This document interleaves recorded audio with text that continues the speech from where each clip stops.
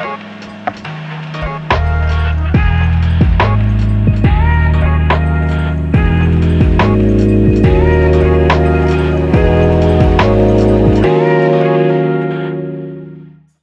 to another episode of the Some Engineering Podcast. Today we have Amit Mizrahi. Amit is the head of strategic operations at Wix. And let me just ask straight off the bat, Amit, what is strategic operations? What have you done at Wix?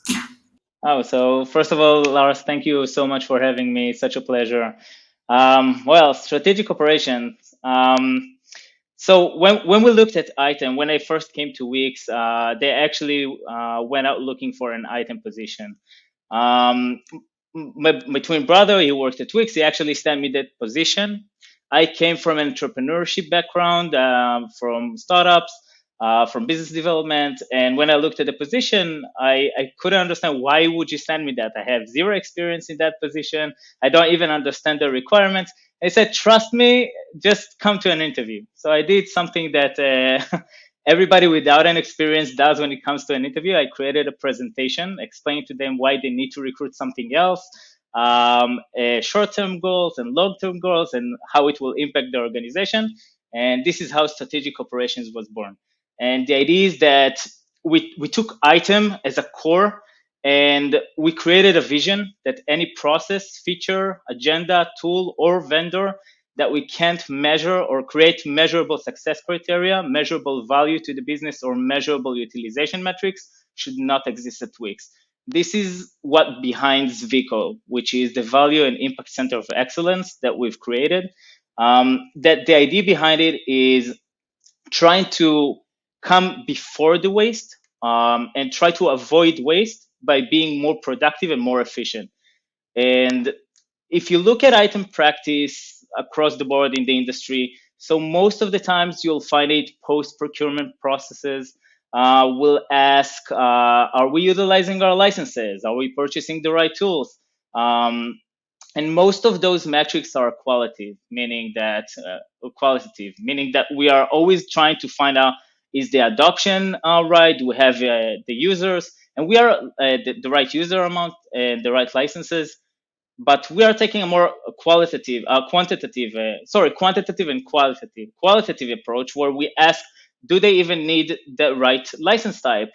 Is this product provide them with value? Is it something that brings value to the organization? Are the users happy with this asset? Sometimes we find out that users have been using an asset for years, just as a momentum. When we asked them, do you even like that? They said no. So we changed that. And this is basically how, before even going on an agenda or purchasing new asset, just trying to understand what is the challenge that you are trying to solve. And a lot of the times when we saw in companies, people asking, like, what are you trying to solve? The answer will be a description of the solution. And we always take a step back saying, wait, don't describe me what do you want to do or how you want to solve it. Just first explain the issue, first explain the challenge. And once we understand the challenge, then you can go about it in so many different ways that the original solution that you already had in mind.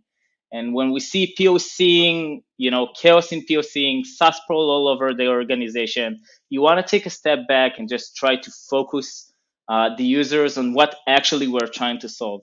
And you have so many ongoing agendas without definition of done that cost so much and create so much waste that without measurement, it's kind of hurt the business velocity. And in tech, you always have that fine balance between dev velocity and business velocity. And sometimes you do want to focus on the dev velocity. You want the engineers to work, to be agile, to be dynamic. You want them to POC. You want them to try. You want them to innovate. And on the other hand, if it doesn't relate to a measurable success criteria or measurable KPIs, sometimes we're just wasting a lot of money without having a real impact on the business velocity. And we have to remember that the business velocity is what matters, even though we want to enable the dev velocity. Yeah. So there's a lot of stuff we can unpack from what you just described. For the audience, just briefly, ITAM stands for IT Asset Management, right? Like that's Yes. I think that's I guess that's even like a Magic Quadrant Gartner. Like that's an established category, correct? Yes, and it's basically allocate to SAM, which is software, hardware, and software asset management, and HAM, which is hardware asset management. And we focus on both of them here at Wix. So we also looking at how we are managing our hardware.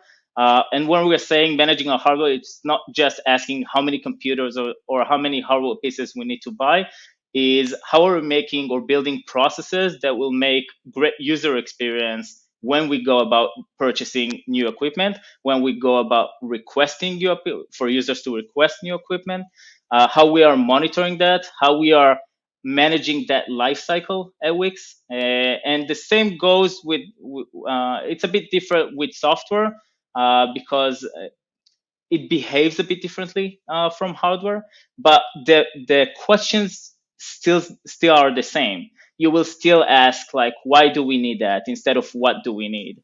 Yeah, yeah.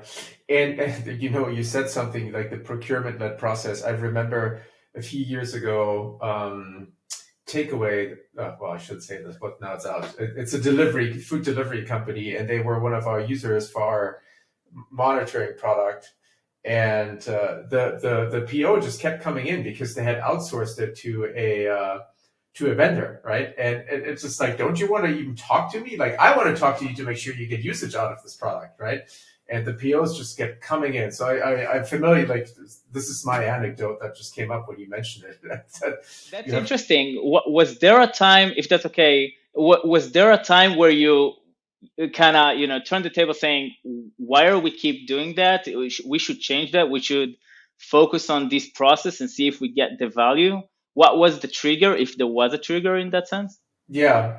The funny thing is, I never connected with the user other than chat, only on Really? chat. We never had and it was a substantial order PO, and they got value out of it because I know we solved problems for them, right? But they just kept Interesting. feeding the meter, right? Yeah. And I was surprised because usually you do an active renewal, right? Like it's like, hey, your renewal is coming up in 3 months, or ideally you do every quarter a check-in. But it was just like consistently, it's like you renewed it. Fine by me. So this is an amazing anecdote because we saw it across the board in summary in some departments. We saw it across the board, like these POs are coming in, renewals are being renewed without being asked whether we still need it. If I can give a small example from a use case that we had, basically we had a perpetual licenses renewed with support all the time. We wanted to ask, this is something like, what will be, how the business will be hurt if we'll stop this subscription, if we won't upgrade anymore, and we'll just upgrade by demand. And we'll just take the gap between one version and the other, and only on that gap, we'll try to make a business case out of it. We'll try to find justification. And we stopped that perpetual license from renewing. It saves us so much money. And the fact is that 2 years later, nobody actually raised a request for an upgrade, meaning those licenses were still active and there wasn't a problem with that, because when we looked back on the data, we saw that nobody actually used ever the support, and people couldn't even tell what's the upgrades between versions. So what kind of upgrades they did. So taking that into consideration, we took a leap of faith because there is a risk factor with not upgrading a subscription. And based on the data that we gathered, we found out that we can do that. And now we're in a phase where even if we need to renew it, it will still be under a business requirement and not just an overall decision of the business. Let's renew every year. And we are not accountants. We do want to stop and ask questions and why we're doing the things that we're doing. And the fact that we did it last year doesn't mean that this year will provide us the same value or provide the same impact for the business. So many questions that I have now.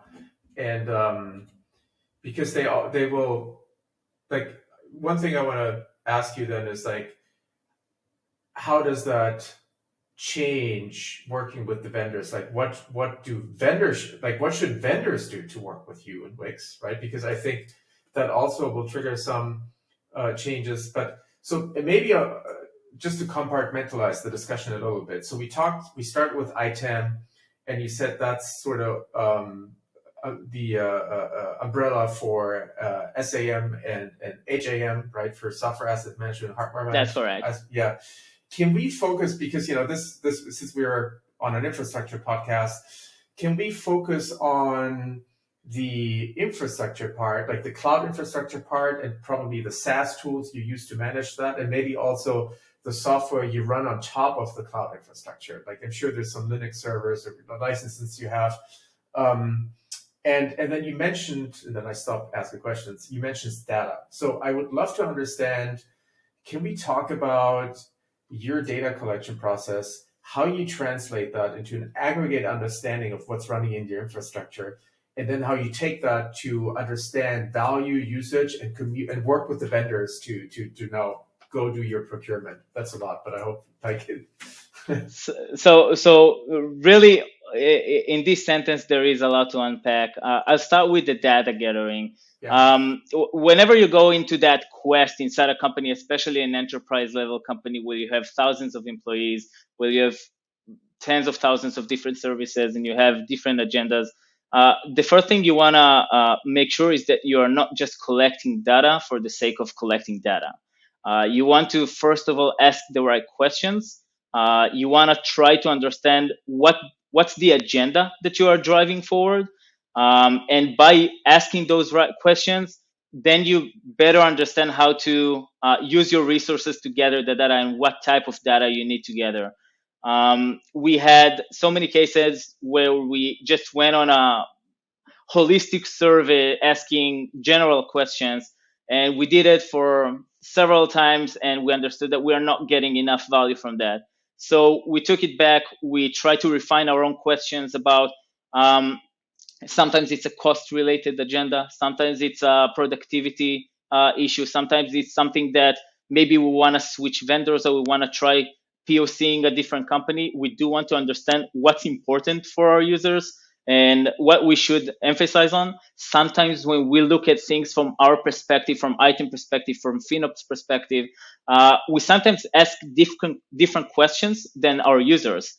And that connection with the engineering teams, with the users that are requesting those new assets and those infrastructures and those instances, it really matters in terms of how we define what data we're getting. Once we did define that questions, what we understand what we want to gather, so we have different tools to actually understand it.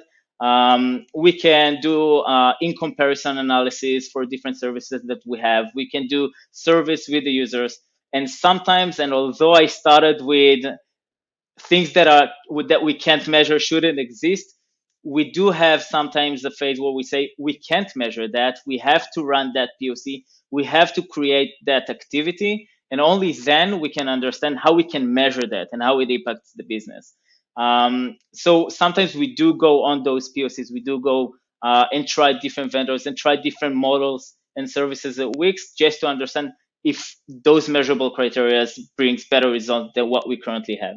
And we also differentiate between enhancing an existing solution. So we already have something that works and we want to make it better.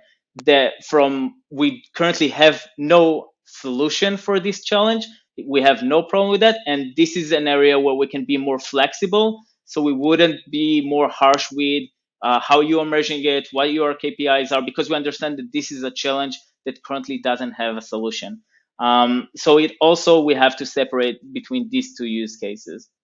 In terms of infrastructure, the most, I think, effect or the most impact that we had is not by changing how we currently running and make it more optimized, is by going deeper into the engineering teams and try to understand how from an engineering standpoint we can do better. And this is something that Dvir, my brother that is the head of financial engineering Quix, mostly handling. So everything that relates to the infrastructure and to the cloud cost, this is something that these agendas usually under VICO umbrella, under the Value and Impact Center of Excellence. This is how he drives it forward. So I would like to refer more about infrastructure and how we are doing cloud analysis and how we're making things better there. This is a diverse domain. I can speak more about the item perspective, but Yeah. from an holistic point of view, from how we are looking at things, it's important to also emphasize that we don't go out without a timeline to an agenda. So everything that we're doing has a time frame, and in that time frame, we want to understand what's the impact. And because before that, we used to have an agenda for 2 years just rolling. And when we took back to that agenda, looking back at the initial RFC, initial your pure FAQ, it doesn't matter how we are doing it internally. We wanted to understand, do we still want to achieve? Have we achieved any of the goals that were listed in the initial request? And sometimes we find out that it took a completely different direction, and without the right processes in place just to stop it and rethink about how we are doing things, it just go on, and we don't see an impact from those kind of activities. In I do want to also mention one of the points that you asked about how we are working with vendors. Without going into specifics, Wix is a very unique company in that sense. We really love the Wix way and the Wix on Wix. We love to build things internally, and we love to take vendors and we like to take platforms to the edge of what they can do. And sometimes we do work with vendors that they are changing models of how we are working. They are changing their product based on what we're asking for them. So it's really interesting to see how Wix as a company affects other vendors in changing or building or evolving their own products to meet our needs in kind of sense. So And I just want to give people a sense of the scale we're talking about. Wix has roughly, according to Google right now, roughly 6,000 employees, a little less, yes, 5,900, but it's growing, right? So 6,000 employees, that's a lot of people, right? And they all need IT assets, right? Each and every one of them. It's a tech company. We also have all the functions that surrounding tech, which is the customer care, the marketing. But yes, this is a tech company by definition. Yeah. I mean, when I hear ITAM, I think of like, yeah, there's probably some ServiceNow product in there, and I'm literally like thinking there's a person putting a server into a rack and maybe provisioning an operating system and then purchasing a license from Oracle. That's not what your world looks like anymore, right? Like your world is probably way more dynamic than that, right? So how has that changed? So I'm so glad that you asked that. We are really suckers for processes. So everything that we used to do manually, we automate. Whether it's offboarding and onboarding users based on roles, whether it's provisioning, deprovisioning licenses from different assets, whether it's renewal processes that are automatic, that are has multiple connections and integrations with different systems that alerts, monitor, govern, and does and effectively does the renewal to the best of the requirement. When we go out to renewal, this is something that we work really closely with procurement.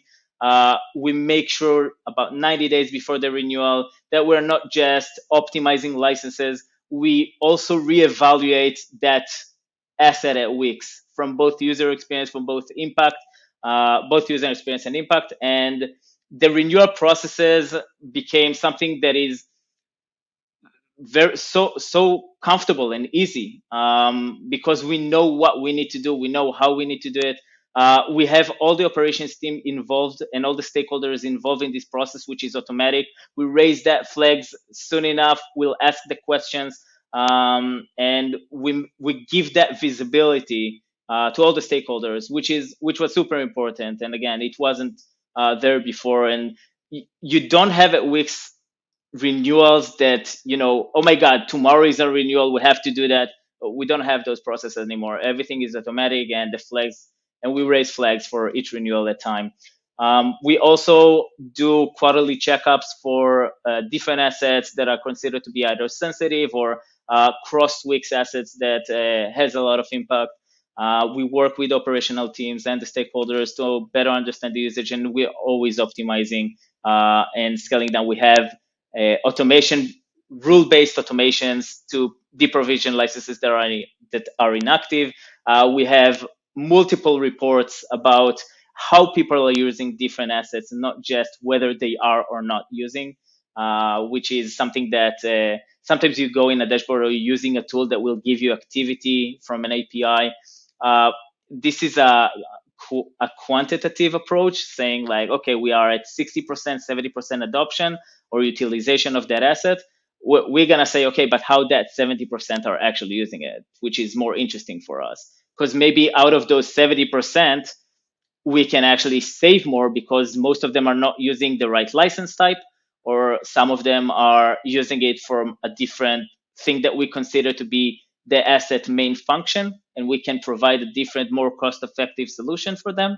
So we always raise those questions. So it's not about whether you are active or not, but how you are active in those assets.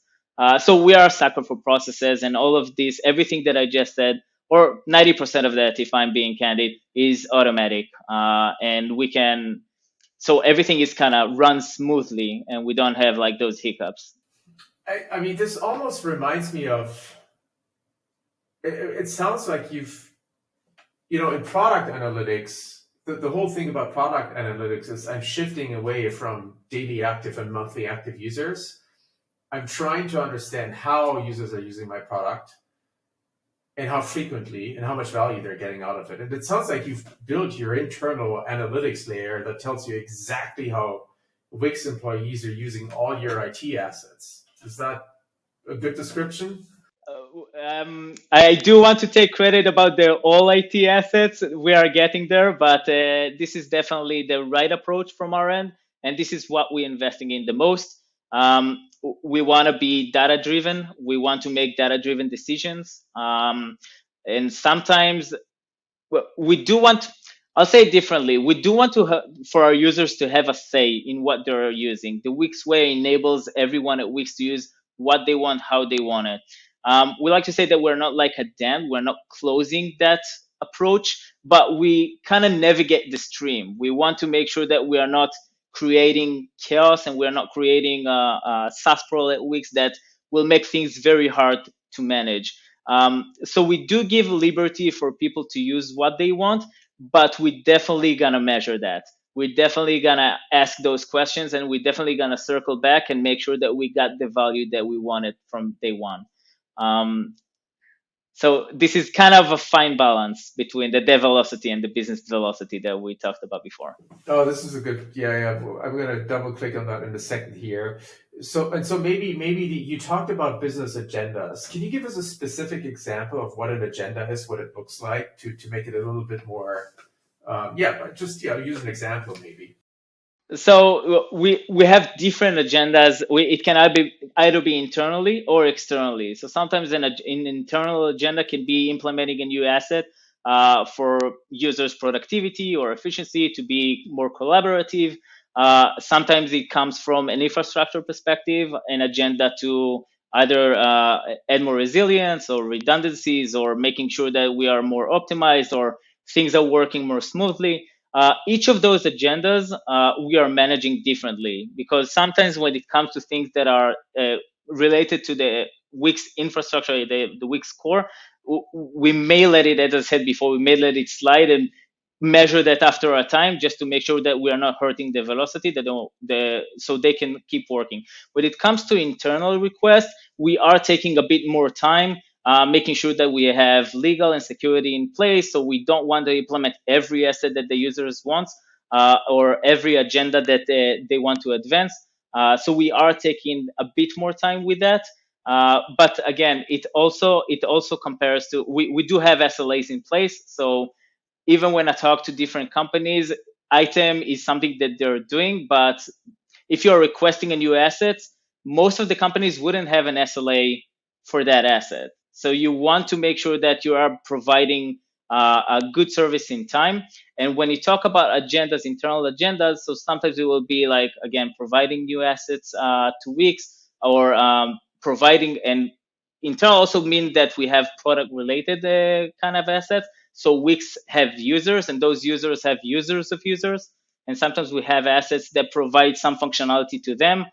We do want to make sure that those assets also meet Wix requirement, that we're working with the right models, that we can measure again that impact based on what we're doing at Wix and how we are basically calculating the ROI from implementing those assets, because most of those assets are not being rolled to the users in terms of cost.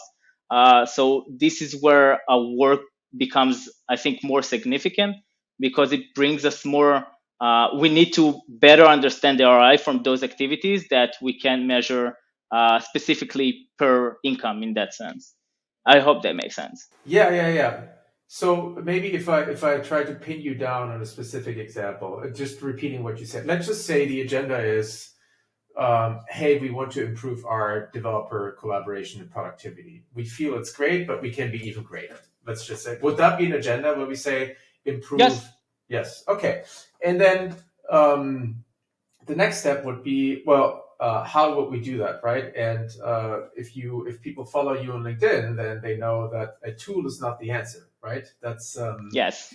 but let's just say eventually you will need a tool. That's the asset, and maybe there's a diagnosis like, oh, we have different tools for different development teams, but they need to cross collaborate, and that's where things break down. And so it's time to get a new source code management tool. I don't know, right? Maybe that's like, there's plenty of options out there. We all know. Yes. And so now walk me through that. Like, what would you do now if there's a decision made? Like, yes, that's the solution. We need this new asset and this new process. How would that work? So first of all, again, we this is one of the faults that we are trying to make right, which is we don't want to hear solutions. We want to hear the challenge. So the first question will be, what's your current state, and what's the problem? So if the current state is, I have an asset, is no problem, I'm not feeling that I'm efficient with that asset, and my desired state to be more productive, I would say, okay, let's go back. Do you need an account manager to help you go through the different features of that asset? Are you well familiar with that? Do you understand everything that asset can do? And the second thing would be, okay, now if you don't, and if we can talk about what this asset can't do, and we understand that you need to do something else, now let's describe the desired state. What things are missing? What's your challenge in the current environment? And once we map those current environments, we'll do a bit of a business development kind of research. We understand, okay, which of the alternatives or the competitors out there will have those features so we can add them. And if we have an asset like that, then we can circle back and try to understand. Now we don't want two assets. We don't want duplicate assets because this one has a bit more functionality than this one.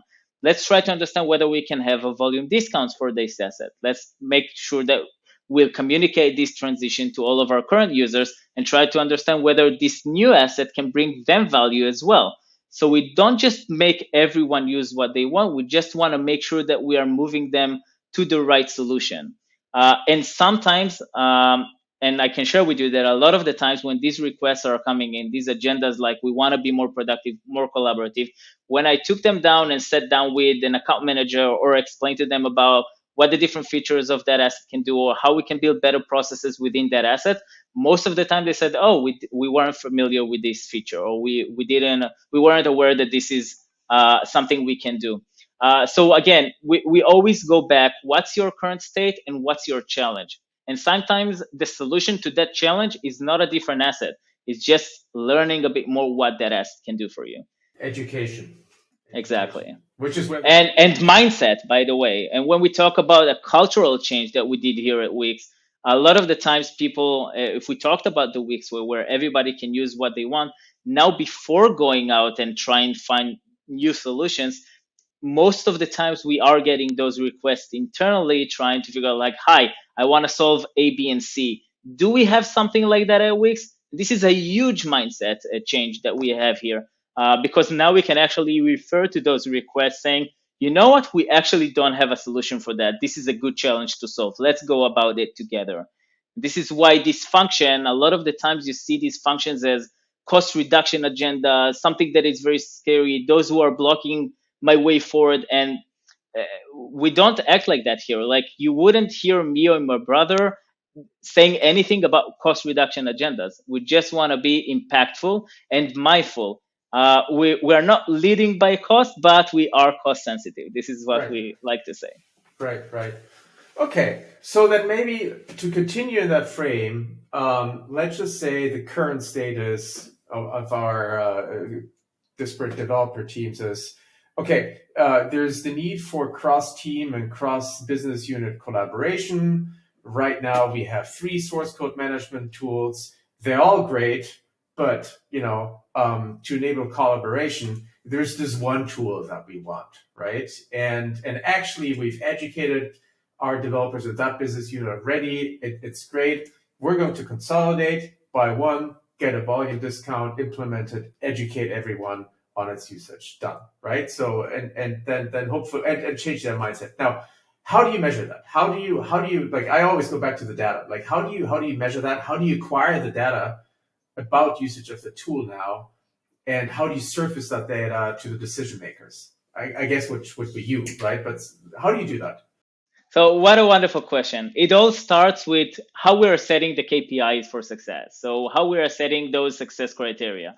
And depending on those success criteria, this is exactly what we will try to measure. So the success criteria can be, I say candidly, it can be just cost, like saying we have 2 assets, one of them costs us 10% of what we are currently paying, and cost can be an agenda. The way we will go about it is, as you mentioned before, this is going to help us be more productive, more efficient. We're going to consolidate. It will never be about the cost, but the cost is the thing that we will measure. It can be performance based. If we are taking, it really depends on the asset. There are so many factors and there are so many measurable criteria that we are implementing in different assets, but taking into example performances, utilization, capacity, whether we are utilizing it to the right amount, number of licenses, adoption, user satisfaction. All of these KPIs we're going to monitor. Depending on the asset, we can monitor it on an annual basis or a quarterly basis. And when we are looking at different assets and we are trying to measure whether this is a successful transition, again, this is not something that's being done post the action, but before we are going into that agenda, we already understand what we want to measure. So post that transition, we're going to sit down 3 months after or 6 months after, and we're going to measure those KPIs that we set before the transition. Again, it can be performance-based, cost-based, utilization-based. It doesn't matter, depending on the asset, depending on the activity. But this is how we are basically getting to whether this transition. And sometimes we always take like apples to apples. So how much it costs here and how much it costs there. We try to do it smarter by actually adding resources of the migration, whether we need internal development, whether we need teams to stop their current pipelines, how much that will cost us. We did have agendas that started from a cost perspective, saying, "Wow, this is really cheaper than the asset that we're using." But it turned out that the migration process costs so much in terms of resources and human power. We said it wouldn't worth it. It won't be worth it. So we are taking everything into consideration. But yeah, it truly depends on what we set as the success criteria for that specific agenda. The measurement becomes easy. By the way, if we can't measure that, most likely we wouldn't do a transition to that asset. We'll do a transition to a different asset that we can measure. We did have cases like this as well, where we have asset that users said, this is a great user experience, we really like this asset, and we said yes, but we can't measure it. So we either trust your word that this is a great asset, or we'll move to a different asset that can bring you the same functionality, but we can measure that. And we actually did that. And post that, the user said, you know what, it didn't hurt us the way we thought it would be. So there's lots of I studied economics, and there's this concept of switching cost, right? And something might be better, but the switching cost is too high. And you Yes. just gave the perfect example. So then, okay, let's. I would love to learn more about the measurement. Like you mentioned surveys, but how would you get data out? Because I think there's a lesson in there for vendors as well, right? Which means if I want to be successful, I have to give you, dear customer, usage data from your employees in a way that you can measure adoption, usage, value, all of that, right? I can give you a classic example. Yes, please. We had one of the vendors showing us in their dashboards less activity. So this is how we measured it. So less activity, meaning when the user less logged into that asset. But in that asset, we had different role-based permissions. We had editor or contributor, we have viewer, we have guests. So the viewers will be free, but the contributor, the editors, you'd pay for them as a license. And one of the things that we asked them to add in the analytics and send us reports of is not just the last activity, but also the last edit. And because so this kind of helped us to not just understand who is active on the platform, but who has the right license type. And this is a classic example because now we can see that if you're an editor, like if you hold an editor license, but your last edit was 6 months ago, you don't need the editor license. You can, Yeah. have the viewer license and have that, and you can always ask that back, right? And you will be provisioned automatically. But now we have measurable data that is not just about whether you're active, but whether you are using the right license type. I talked about that before, but this is a classic example, for example, for measurement that we are looking for our vendors to get. So it's not about whether you're entering the platform, but also how you're using it. So if it's something that creates information or a KB or database, we want to make sure that you are editing, you are contributing to that effort. You are an active member. You're not just a member. You don't just hold the license. And that's just a classic example. That's a great example. And so now, how do you consume that data, and how do you get it? Like, is it some vendors have their own internal admin dashboards where they show usage, but I assume you probably have dozens, if not hundreds, Yeah, of tools. it's not scalable. Right. we How do you have do it. that? So we do have internal tools. I can't elaborate too much. Wix, as I said before, Wix on Wix love to develop its own and eat its own dog food. We developed an internal solution that basically seamlessly give us the ability to connect via API to most of the platforms. We drive data from there. We have BI dashboards that brings us all the activity and all the measurement that we need. To tell you that it's perfect, it's not. It's constantly being approved. We are constantly working on that. We are utilizing different assets that helps us provide that visibility. Some with more success, some with less. But the idea for us, at least, is take all of those assets, all of those agendas that we have currently, all of those internal resources that are being connected, even as we speak, to different assets that we are using at Wix, and provide that one source of truth, like in a one huge dashboard with utilization metrics that we have for different assets at Wix. Very And it's fully interesting. automatic. So that almost sounds like you've built your own internal IT or asset analytics Oh, yes, yeah, solution, it's right? this is something that started about a year ago. We actually had we were working with an amazing vendor, but as we scaled up and we understand the capabilities that we have in house, the only thing that we needed to better understand is how we want to customize it the way we want to see the information. And once we understand that, and by the way, this is also something that we took under measurement, saying it's not just about paying X amount of money to a vendor that will provide it, but how I want to consume this data, how I want it to be visible, and how I can make it Wix appropriate or under Wix requirement. And we understood that if we want that, all that list of requirements that we presented to management, we needed to build it in-house. So that was kind of, again, a process with KPIs and success criteria. And now, a year later, we can definitely say that we are definitely on the right track and we did the right decision in that sense. And so, and this all happens under the umbrella of the Value Impact Center of Excellence. That's sort of the umbrella, right? Yes. And so that means, so I'm trying to peel the onion here and create these different layers of capabilities. So stop me if I'm saying something wrong, but I would say in no specific order, you've created an internal data integration capability that gets data out of the assets that you're using, right? So there's a data integration layer. There's probably some sort of consolidation layer. You spoke about a single source of truth. That's probably a data lake or some data warehouse where this, where you can write analytics queries, where all that data is unified, right? That's correct.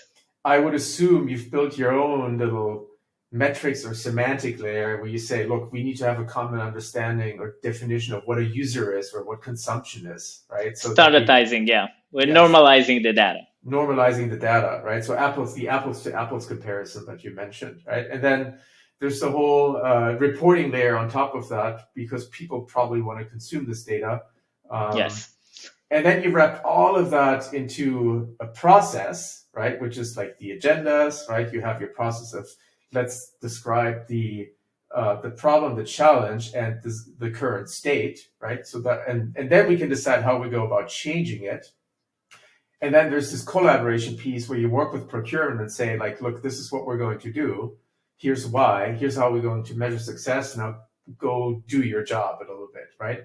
And to give all that thing, that's a lot, right? You gave it a name. You called it Value Impact Center of Excellence. Lars, I don't know if you need me on this call. You said it perfectly. Oh, I'm just parroting what I just learned. But yes, the only thing that I would add to this summary, which was a great summary, you understood it perfectly. The only thing that I would add is, beside the utilization metrics, we have two models. So we have the utilization metrics model where we gather the data, we get to the to data-driven decisions and have those insights. And we also have a contracts layer, so agreements layer, where we have the renewal processes, automations, and the involvement of the teams. So if one of them is mainly focused on internal usage of our team, basically understanding utilization, understanding whether we are making the most impact from our assets, and also the reporting layer and our channel outside to management, the contract layer is internally for the Wix teams. Basically understanding when the renewals are, the process of the renewing, the process of involving all the stakeholders. So these are two models that are working together collaboratively.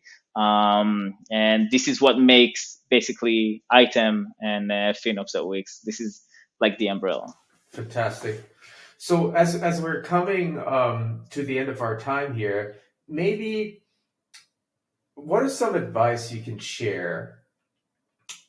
Look, there's a lot of companies right now, they've all been in growth mode, right?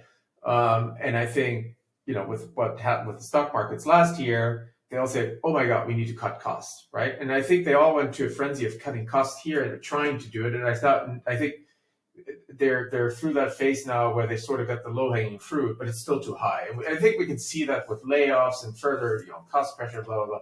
Yeah. What is your recommendation if a company has come to the realization, hey, things need to change. We need to change the way we think about our IT assets. Like, what are the steps they should do next to come to a state what you have? It may take years, but like, what are the steps they need to do now? You always find yourself in a situation where you're growing into the problem. So as a startup company, most likely you will try different tools. You will go about different assets. You'll run with different agendas. You do want to be focused. You do want to build your customer base and grow in a sense without the logistics getting into your way. And I'm saying that as an entrepreneur. When it comes to a more mature state, you have to make processes that will scale with you. You can't have the teams running around with credit cards, buying whatever they want, and accepting terms of different assets out there without, regardless of what the company needs or requires. You do want to have processes in place that you involve procurement, you involve the operations team, you involve the ITAM if you have a function like that in the company with every purchase decision, or at least set a benchmark of what will be considered to be, a purchase that needs to be considered by those teams. Don't be afraid to say no. This is something that we also learned. It's okay to say no to an asset if it's too expensive, if you don't understand the ROI from it. It's also okay to buy more than you need. You can fall. You don't have to be strict. You do want to improve. And sometimes what we found is that assets that were purchased for a POC gave much more better results than the asset that we used for years. So you do always want to innovate as well. So you always want to be conscious to what's out there and how it can actually replace. We had an amazing use case at Wix where we replaced one asset with 4 assets. So we sunsetted 4 assets just to enter one. So you do want to always innovate. But if you do a right process, and this is something that we also explain to Wix's management, if you do a right process, you wouldn't find yourself in 2 years where things are hard and the market is low, asking, oh, how can we cancel those agreements? Well, if you now can cancel them, you shouldn't have brought them into your company in the first place. Because if you now can, in a decision-making point, saying, oh, we can, work without that. So why is it here? Mm-hmm. Does that make sense? It makes total sense. And every time you go back to those kind of assets that we're asking, oh, wow, this is a huge contract. This is something that we need to sunset. We need to find alternatives. You can always circle back to a document that one of those teams made or prepared with an analysis saying, oh, in 2-3 years, it will cost really high. So maybe we should skip that. And because the years are good and things are going well, we just go ahead with this agenda. And when the market is low, this is where you're facing. That's what's going through my head right now is like, how would I have to operate and actually build software as a vendor to work with Wix as a partner, right? Because so many things where I'd have to start. I would have to expose the right data, make it easy for you to prove my value to you, right? Align my pricing with that value, because we're talking about number of licenses, my pricing model maybe.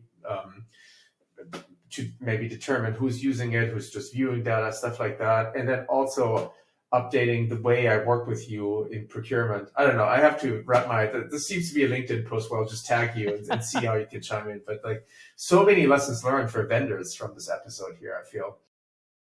Thank you so much. And yes, vendors should make that accessible. I can share with you that one vendor that we used to work with, when we ask for data or specific data, it doesn't matter. I don't want to go into specific. The answer that we got, we value the privacy of our users. And I said, you are a bit confusing. They are not your users. They are my users. Needless to say, we are not working with them anymore. But yes, if you're a vendor and you want to show us value, you better have the means to provide those measurements. Otherwise, it will be very hard for us to justify working with you for the long term. And we are looking for relationships. Interesting. Fantastic. I think that's a great way to conclude the session. Amit, how can people reach out to you if they want to learn more about what you're doing at Wix? What's the best way to do that? Shoot me a message on LinkedIn. You can add me. I'm adding everyone. Perfect. And Lars, thank you so much for this opportunity. It's been amazing. And maybe for next time we can do a joint episodes about how ITAM and FinOps can collaborate together to create financial visibility and better optimized processes at a company. Oh, you don't need to convince me. I'll definitely come back to you guys. So let's do that. That's the to-do for the next session. Let me write up this one here. We'll get it out, push it out, and then we'll do a follow-up session and beat the marketing drum, because I think there's just plenty of lessons learned there. Thank you so much, Lars. Awesome. Amit, thank you so much. This has been great, and I'll talk to you soon. Thank you. Thank you so much. Bye, Lars.